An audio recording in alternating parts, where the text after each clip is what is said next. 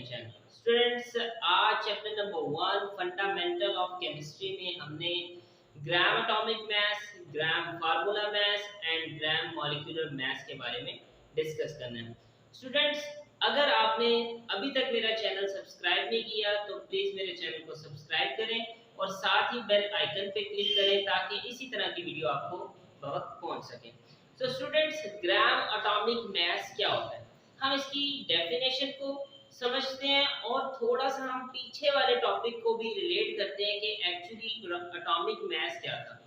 सबसे पहले आपको एटॉमिक मास के बारे में पता होना चाहिए। तो मैं ग्राम एटॉमिक मास से पहले एटॉमिक मास के को थोड़ा सा रिवाइज करवा देता हूँ ताकि हमारा कॉन्सेप्ट एक डेवलप हो जाए अगेन। तो फिर मैं आपको ग्राम एटॉमिक मास की तरफ लेके चलूंगा। तो स्टूडेंट्स, एटॉमिक मास क्या था, याद है कि हमने रिलेटिव एटॉमिक मास को बड़े डिटेल में पढ़ा था। उसमें हमने बात की थी कि अगर हम क्या करें, किसी भी एटम का मास फाइंड करना हो तो हम कोई एक स्टैंडर्ड यूनिट बना लेंगे, उससे हम क्या करेंगे, उसे रिलेट करेंगे। अब स्टैंडर्ड यूनिट की मैंने एक रफली एग्जांपल आपको समझाने के लिए दी थी कि जब हम किसी भी दुकान पे जाते हैं, ठीक है, तो क्या होता है, हम कुछ भी खरीदने चले जाएं। मैं कहता हूं कि मैं अगर एप्पल्स खरीदने गया हूं, ठीक है, तो दुकानदार क्या करेगा, एप्पल्स को एक बकेट में रखेगा और साथ ही उसके साथ कोई एक वेट रखेगा। फॉर एग्जांपल मैंने 1 केजी लेना था एप्पल्स, ठीक है, मैंने क्या किया, उसे दुकानदार को कहा कि मुझे 1 केजी एप्पल चाहिए। तो दुकानदार ने क्या किया कि एक साइड पे 1 केजी का जो है स्टोन या फिर कोई भी क्या कहते हैं वेट रखा, देन और उसकी एक साइड पे क्या करने लगा, एप्पल्स को ऐड करने लगा। अब उसने एक एप्पल ऐड किया, 2 Apple, 3 Apple, 4 Apple, 5 Apple, 6 Apple. जैसे ही छठा एप्पल ऐड किया तो क्या हुआ कि ये जो दोनों का वेट था ये बराबर हो गया। अब इससे हमें क्या पता लगा कि जी ये जो हमारे पास एप्पल्स हैं ये 1 केजी हो गए। इट्स मीन कि ये स्टैंडर्ड यूनिट है। हमने इस स्टैंडर्ड यूनिट से क्या किया, किसी भी चीज के मास को क्या किया, हमने फाइंड कर लिया। अब ये एप्पल का मास भी 1 केजी हो गया। वो हमें पता कैसे लगा, क्योंकि हमने एक साइड पर वेट के एक साइड पर हमने क्या किया था कि 1 केजी का एक वेट रखा था जिससे हमने रिलेट कर दिया एप्पल के मास को। इसी तरह मैं फॉर एग्जांपल मैं कहता हूं मुझे चाहिए थे 3 केजी एप्पल्स। तो क्या हुआ, उसी दुकानदार ने अगेन क्या किया कि कुछ एप्पल्स ऐड किए उसी में और मुझे वो एप्पल्स 3 केजी तक दे दिए। अब जिस तरह वो एप्पल्स ऐड करता गया तो एक टाइम ऐसा आया कि ये दोनों का वेट क्या हो गया, इक्वल पोजीशन पे आ गया। तो हमें पता लग गया कि ये एप्पल्स क्या है, 3 केजी। अब सवाल ये पैदा होता है कि ये चीजें तो हम इजीली क्या कर लेते हैं, कंपेयर कर लेते हैं, हम रिलेट कर लेते हैं कि एक साइड पे कोई भी चीज रखी, चाहे वो चीनी हो, चाहे वो दाल हो, चाहे एप्पल्स हो, फ्रूट्स हो, कुछ भी हो, तो हमने क्या किया, इजीली दोनों के वेट को क्या किया, रिलेट किया, दोनों के मैसेज बराबर हुए तो हमें पता लग गया कि ये चीज का मैस भी उतना ही है जितना इस चीज का, क्योंकि हमने एक स्टैंडर्ड बना लिया। उसी स्टैंडर्ड से हम क्या करते हैं कि बाकी चीजों को रिलेट करके उनके मैसेज का पता लगाते हैं। अब सवाल यहाँ पे ये पैदा होता है कि क्या हम अगर इस एटम को, वो एटम आपको पता है कितना छोटा होता है कि वो इलेक्ट्रॉन माइक्रोस्कोप से भी देखने में हमें थोड़ी सी डिफिकल्टी आती है, दिख तो जाता है बट इतना छोटा पार्टिकल है जो कि आम आंख से तो दिख ही नहीं सकता और कुछ भी कंपाउंड माइक्रोस्कोप या सिंपल माइक्रोस्कोप से भी नहीं दिखता। हमें इसको देखने के लिए इलेक्ट्रॉन माइक्रोस्कोप की जरूरत होती है। तो उसके हम एटम के जो मास है उसे फाइंड इस तरीके से तो नहीं कर सकते। ये तो मैंने आपको हाइपोथेटिकली एग्जांपल दी। हाँ, इसी एग्जांपल को मैं आपको जरा थोड़ा सा रिलेट करके दिखाता हूँ एटम के साथ।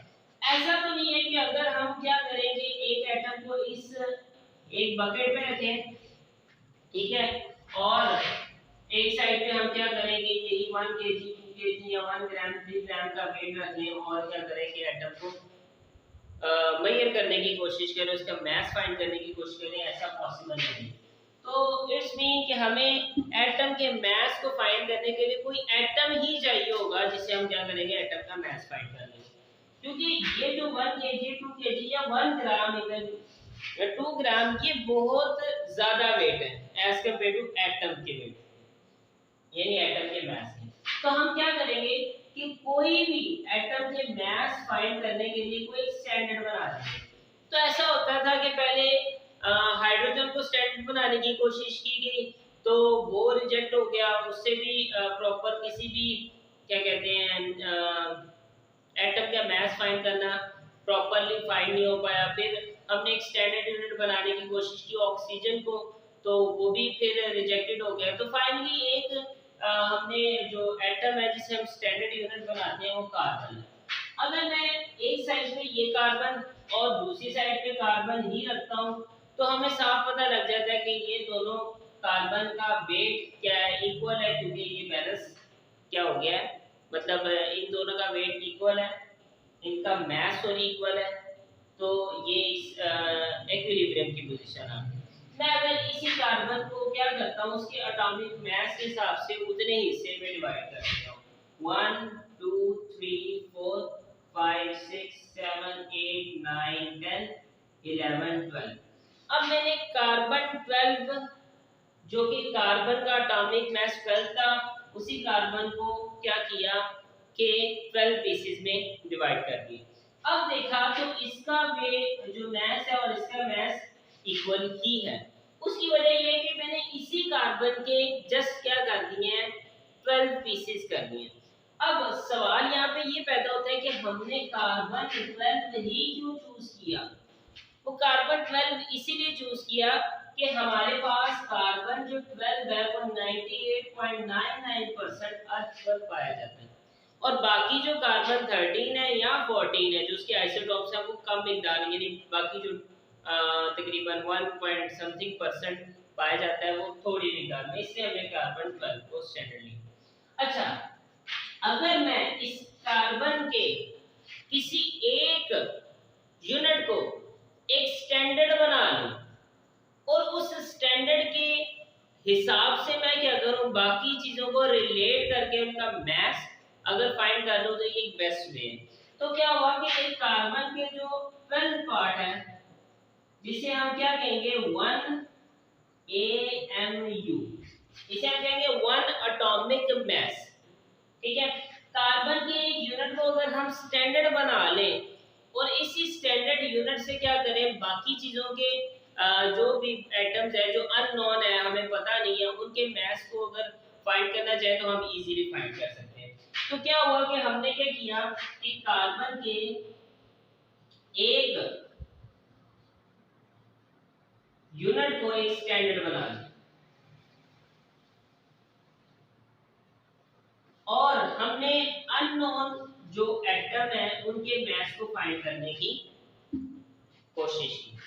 तो क्या हुआ कि अगर हाइपोथेटिकली एग्जांपल आपको समझाने के लिए ताकि आपका कांसेप्ट क्लियर हो जाए, ठीक है।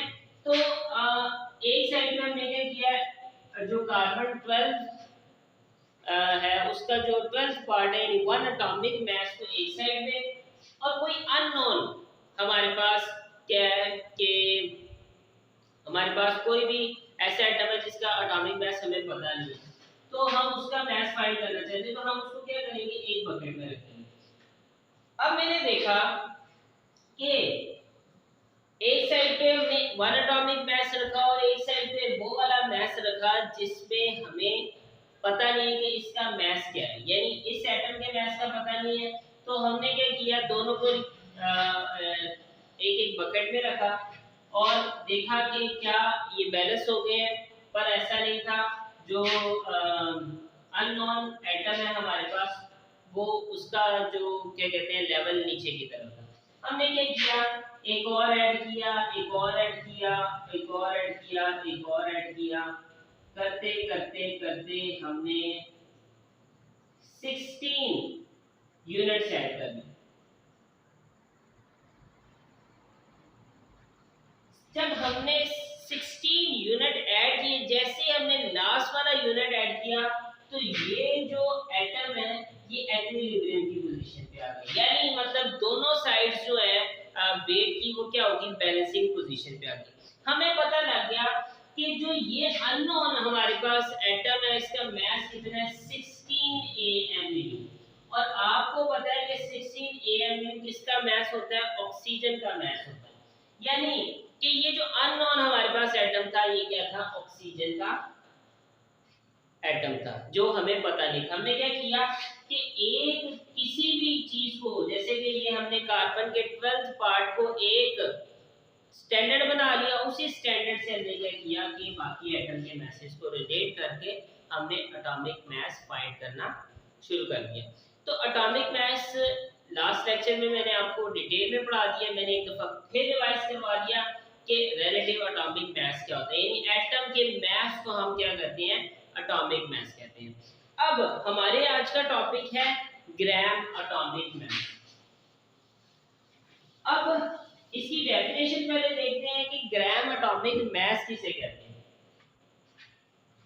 सबसे पहले ग्राम एटॉमिक मास की definition, atomic mass of an element expressed in grams is called gram atomic mass. यानी किसी भी डेफिनेशन समझने की कोशिश करें कि किसी भी एलिमेंट के एटॉमिक मास को अगर हम ग्राम्स में एक्सप्रेस कर देते हैं तो वो ग्राम एटॉमिक मास होगा। यानी कि हमारे पास कोई भी एटॉमिक मास है, ठीक है, पहले वो AMU एटॉमिक मास यूनिट में होता है, अगर हम उसे क्या करें, ग्राम्स में एक्सप्रेस कर दें तो वो क्या कहलाएगा, ग्राम एटॉमिक मास।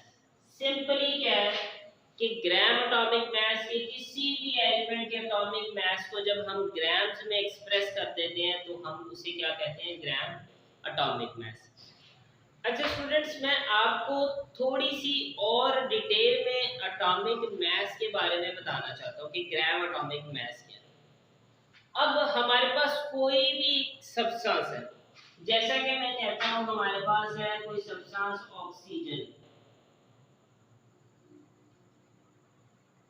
ठीक है, इसकी एक खास अमाउंट ले हम, वो खास अमाउंट कोई एक्स अमाउंट है हमारे पास, ठीक है।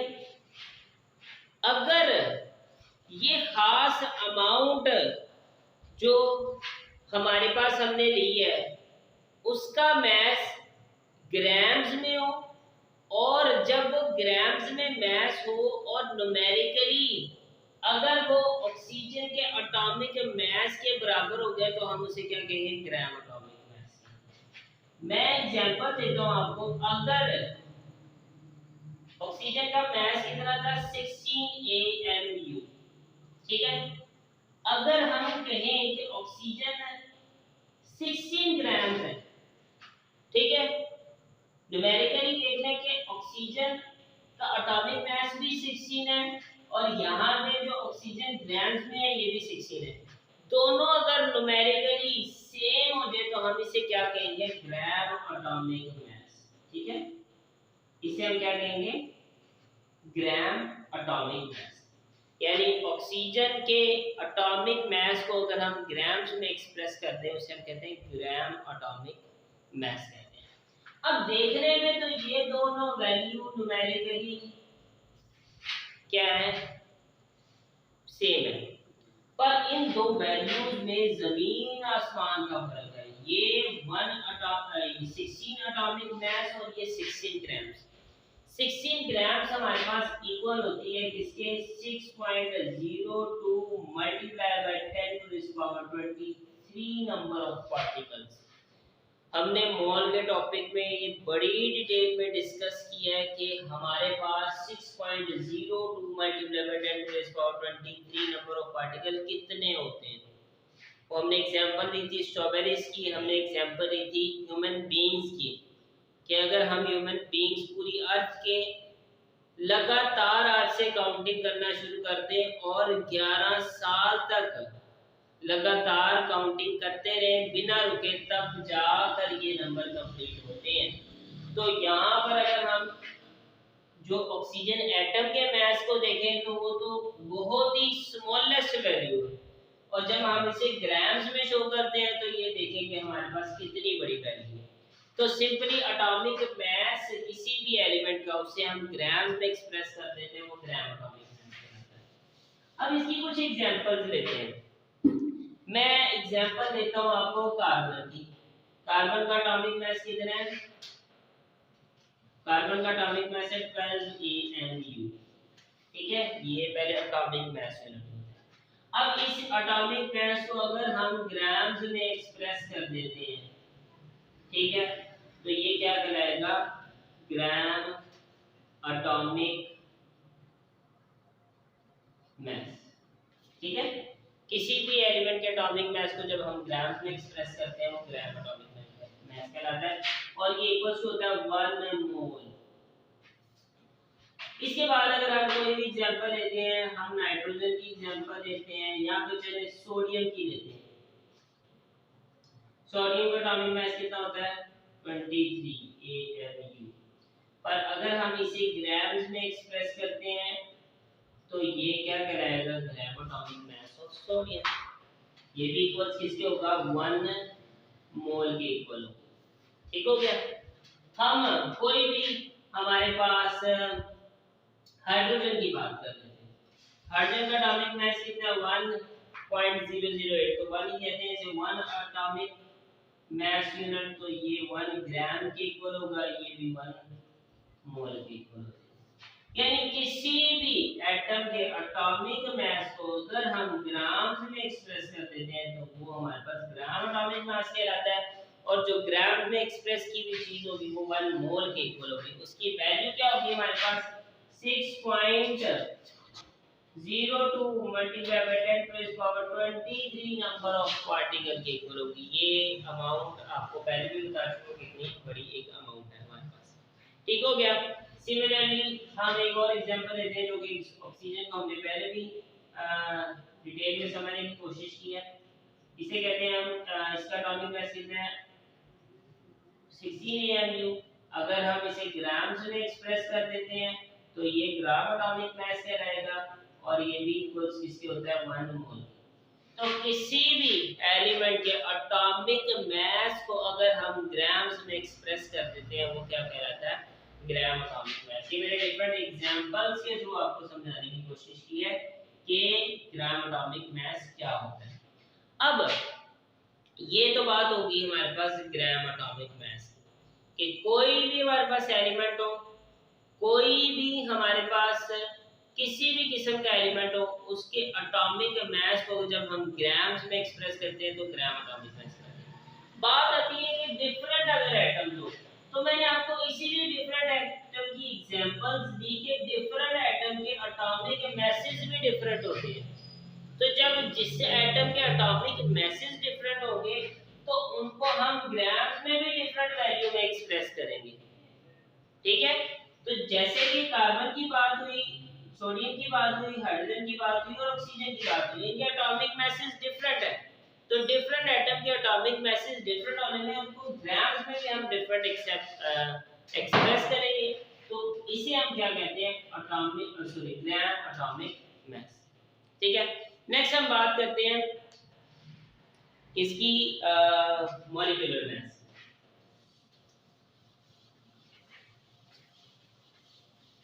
अच्छा, डेफिनेशन बिल्कुल हमारे पास सेम है। जैसे कि हम बात करें मॉलिक्यूलर मास की, तो मॉलिक्यूलर मास, मॉलिक्यूलर मास की डेफिनेशन है molecular mass of an element expressed in grams is called gram atomic mass. Molecular mass of an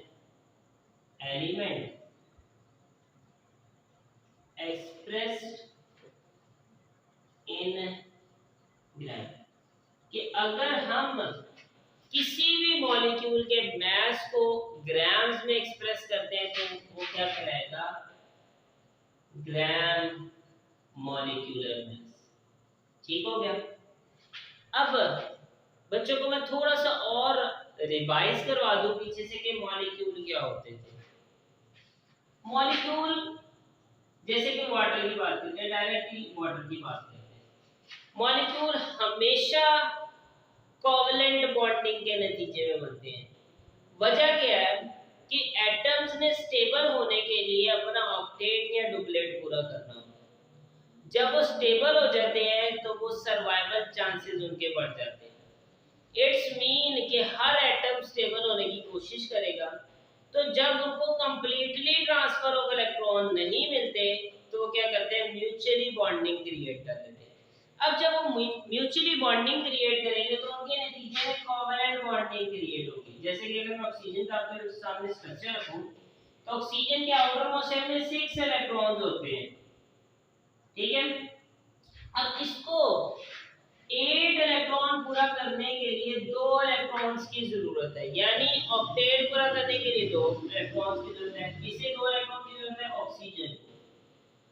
अब ऑक्सीजन को अगर कोई कंप्लीटली ट्रांसफर ऑफ इलेक्ट्रॉन ना दे तो वो क्या करे, स्टेबल ना हो, नहीं, वो क्या करेंगे, म्यूचुअली क्या कर लेंगे, इलेक्ट्रॉन शेयर कर लेंगे। वो कोई ऐसा एटम तलाश करेंगे जिसमें उसकी भी जरूरत पूरी हो जाए और अगले एटम की भी जरूरत पूरी हो जाए। तो ऐसा एटम हाइड्रोजन यहाँ पे है।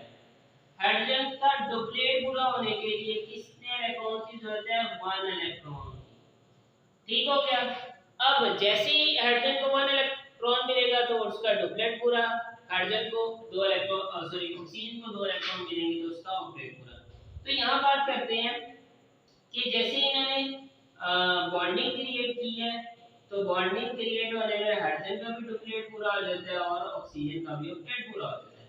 अब रही बात इस बॉन्डिंग की, तो ये हमारे पास क्या कहलाती है, कोवलेंट बॉन्डिंग। हमेशा म्यूचुअल शेयरिंग ऑफ इलेक्ट्रॉन के नतीजे में कोवलेंट बॉन्डिंग होती है और कोवलेंट बॉन्डिंग की वजह से मॉलिक्यूल बनते हैं। तो ये तो थोड़ी सी बात मैंने आपको मॉलिक्यूल की क्या करवा दी, रिवाइज करवा दी। अब इस मॉलिक्यूल का भी कोई मैच होता है। मैं आपको फॉर एग्जांपल बात करता हूं हाइड्रोजन, ठीक है, सॉरी वाटर की। तो वाटर में 2 हाइड्रोजन, ठीक हो गया, और 1 ऑक्सीजन। अब हम अगर हम इसके एटॉमिक मास को, सॉरी मॉलिक्यूलर मास को फाइंड करना चाहें तो हाइड्रोजन का एटॉमिक मास कितना है, 1, प्लस ऑक्सीजन का एटॉमिक मास कितना है, 16। दोनों को मल्टीप्लाई करेंगे और फिर इनका सम लेंगे तो ये 18 AMU के बराबर। अब जो मॉलिक्यूलर मास है वाटर का वो कितना है, 18 AMU। इसी की बात करते हैं। अगर हम इस मॉलिक्यूलर मास को ग्राम्स में एक्सप्रेस कर देते हैं तो ये ग्राम मॉलिक्यूलर मास बन जाता है। सिंपली लास्ट टाइम भी हमने जो एटॉमिक मास को समझने की कोशिश की है उसमें भी हमने यही बात हाईलाइट की है कि किसी भी एलिमेंट के एटम्स के मैसेज को अगर हम ग्राम्स में एक्सप्रेस कर देते हैं वो ग्राम एटॉमिक मास कहलाता है। तो यहाँ पे भी सेम यही बात है कि मॉलिक्यूलर मास को अगर हम ग्राम्स में एक्सप्रेस कर देते हैं तो वो क्या कहलाएगा, gram molecular mass. Different examples लेते हैं और कोशिश करते हैं इसको और समझने की। जैसे कि बात करें अगर हम वाटर की तो बात होगी, वाटर को मैं दोबारा से हाईलाइट कर देता हूँ। वाटर का एटॉमिक मास यूनिट कितना होता है, 18। अगर हम इसको एक्सप्रेस करते हैं ग्राम्स में तो ये क्या कहलाएगा, ग्राम मॉलिक्यूलर मास। ठीक हो गया।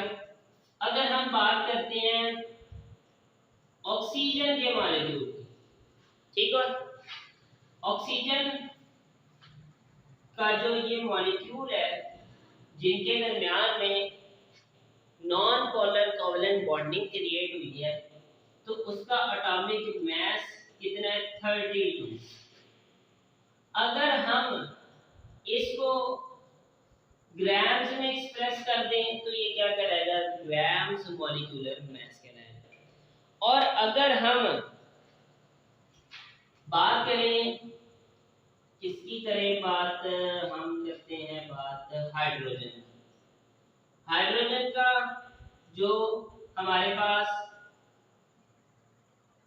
मॉलिक्यूलर मास है वो क्या है, 2। अगर हम उसे ग्राम्स में एक्सप्रेस करते हैं तो ये क्या कहलाएगा, ग्राम मॉलिक्यूलर मास। अब इन तमाम ग्राम्स वाले जो हमारे पास मैसेज है, इनको हम क्या कहेंगे, ग्राम मॉलिक्यूलर मैसेज। ठीक है, ग्राम मॉलिक्यूलर मास। अच्छा, इनके फर्दर नेम अगर बोले जाए तो हम क्या कहेंगे, ये इक्वल्स होता है 1 मोल के। ठीक है, ये भी इक्वल होगा 1 मोल के, ये भी इक्वल होगा 1 मोल के। तो हम क्या कहेंगे कि किसी भी मॉलिक्यूलर मास को जब हम ग्राम्स में एक्सप्रेस करते हैं वो क्या कहलाता है, ग्राम मॉलिक्यूलर मास। और उसे हम क्या कहते हैं, 1 mole of water molecule, 1 mole of oxygen molecule या 1 मोल ऑफ हाइड्रोजन मॉलिक्यूल। तो सेम बिल्कुल डिफिकल्टी उम्मीद है आपको नहीं होगी, क्योंकि एटॉमिक मास अगर आपको अच्छे तरीके से समझ आ गई तो मॉलिक्यूलर मास बिल्कुल सेम। इसी तरह हम बात करते हैं formula mass.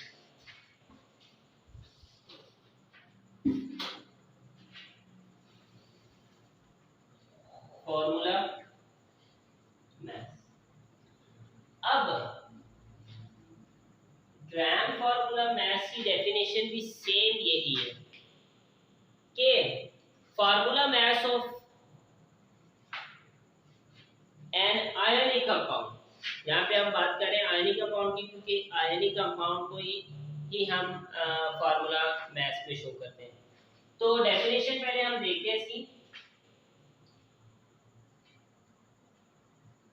Formula mass of an ionic compound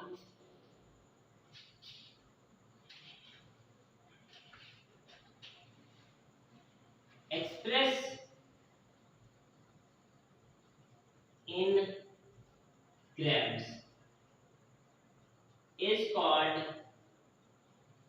gram formula mass. कि किसी भी आयनिक कंपाउंड के जो फार्मूला मास है उसको हम ग्राम्स में एक्सप्रेस करते हैं तो क्या कहलाएगा, ग्राम फार्मूला मास। हम बात करते हैं सोडियम क्लोराइड की, इसकी एग्जांपल सोडियम क्लोराइड।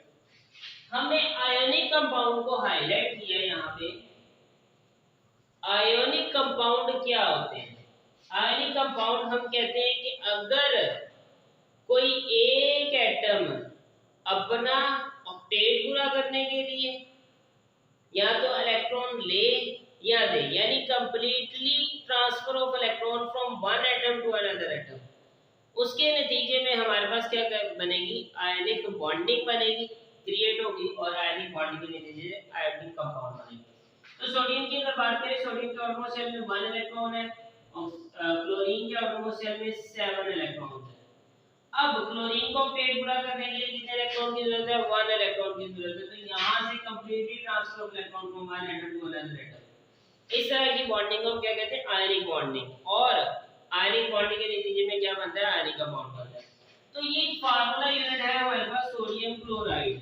ठीक है, अब सोडियम क्लोराइड का मास कैसे फाइंड करेंगे, हम दोनों एलिमेंट के एटॉमिक मास को क्या करेंगे, सम कर देंगे और इसी एटॉमिक मास को जब हम ग्राम्स में एक्सप्रेस करेंगे तो क्या करेगा, ग्राम फार्मूला मास। ये तो हमारे पास क्या फार्मूला मास है।